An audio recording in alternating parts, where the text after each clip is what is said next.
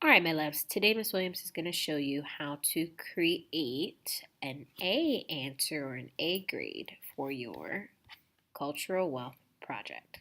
Okay, so again, going back to the rubric, we have our 10 questions. You should already have your title slide. You should have 10 additional slides that have basically a title in it, right answers, and at least one picture. And then you also added, because now you're at an A, you've also done the work for the B, which is, again, you've added an additional slide that shows how your culture contributes to the world or to the class. So, going to the A. So it says here that an A answer, an A grade would be same as a 3, but also include. So again, you gotta have everything in 3, which means you have to have everything in 2, but it also has to include an assessment for the class to take where you analyze the results by comparing your answers to the class. So basically, this particular video is going to show you how to create an assessment, and then I'll show you in a separate video of how to analyze the results and compare the class's results with your own answers. All right, so what we're going to do is, in order to start off an assessment, you go again to your Google Docs. So let's go to Google. Boom. Now you go here. We're not going to Drive. What you're going to do is you're going to click on More, and you're going to go to Google Forms. So again, you go here, and then you click on More to go to Google Forms. And so you click here on Forms. All right.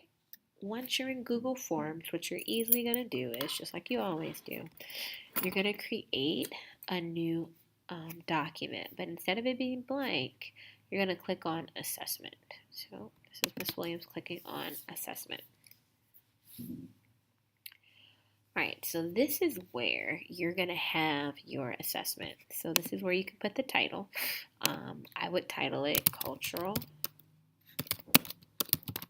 Wealth Project Assessment. Now here it's in Latin. All you have to do is just kind of delete that and just describe what it is. This is an assessment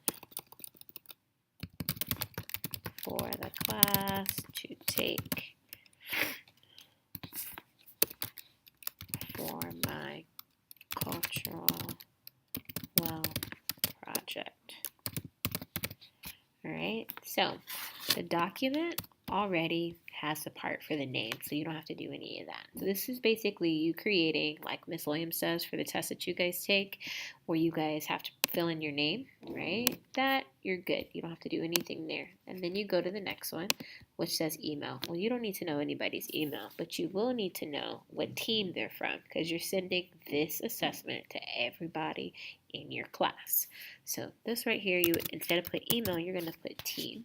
Then you go over here to where it says short answer and you click multiple choice. So now it's giving you choices.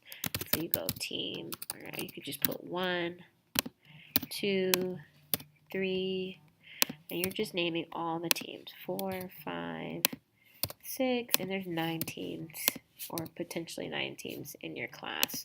So you just go all the way to 9, all right?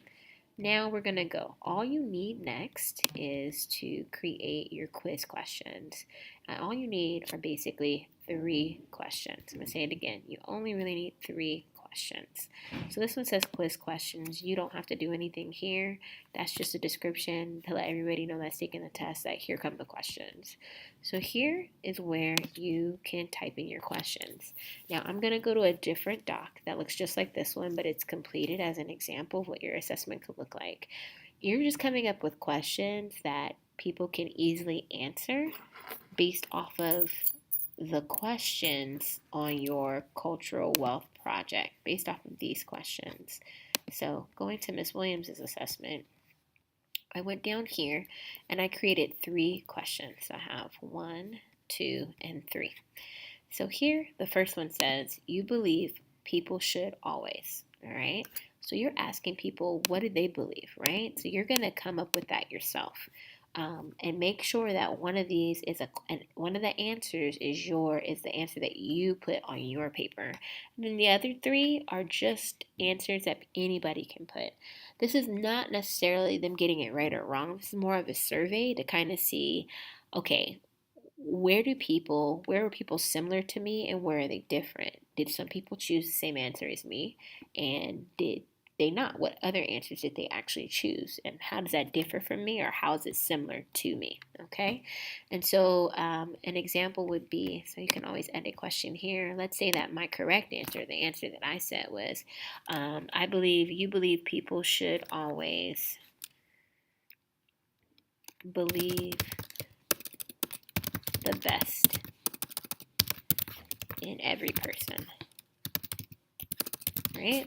So maybe that's your answer, right? And that's the one that you believe. Like that was from your questions here, that was the answer to your question for the belief one, which I believe is question number 3, right?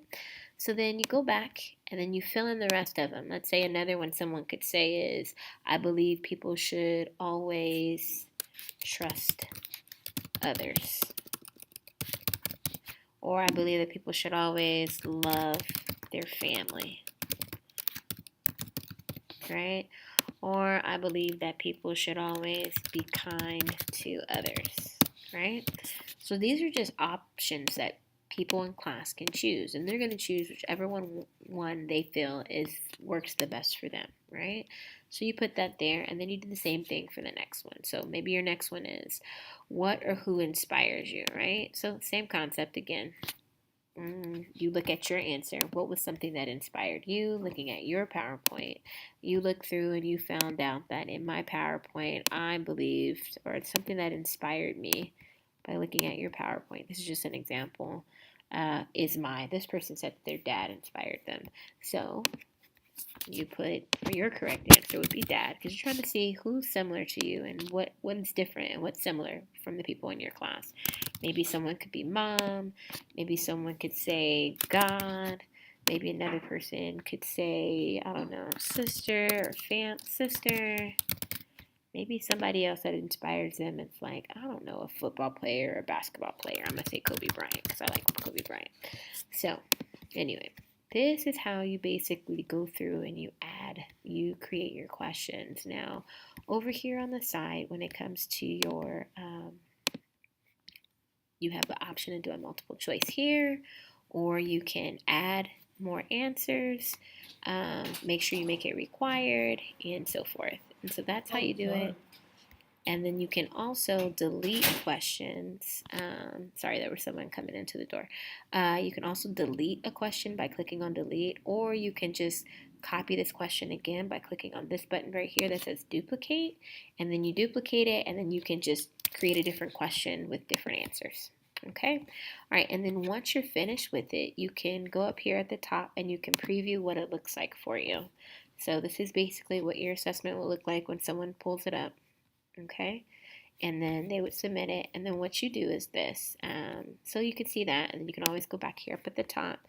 And then when you're going to send it, what you're going to do, when you're done, you're going to press send, but you're not going to send it to people individually in the classroom.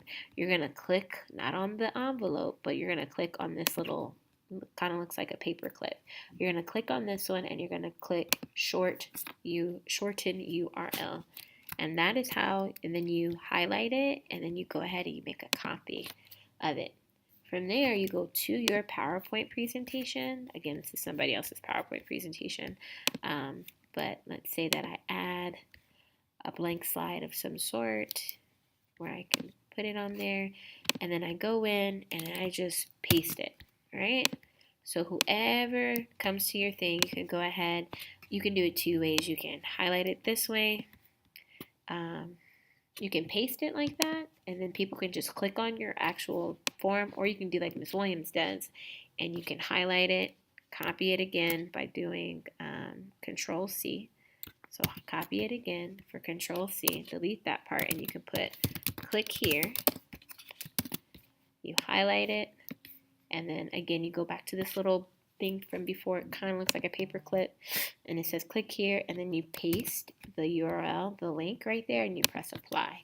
So now anybody that comes, they'll just click on this and that'll send them directly to your actual assessment. I know this was a lot of information. I hope this is helpful. If it's not, let me know. If you have any questions, also let me know, and I'll make another video on what the next step is after you've created your own assessment. All right, well, I hope this is helpful, you guys. And again, ask me any questions that you may need. Bye-bye.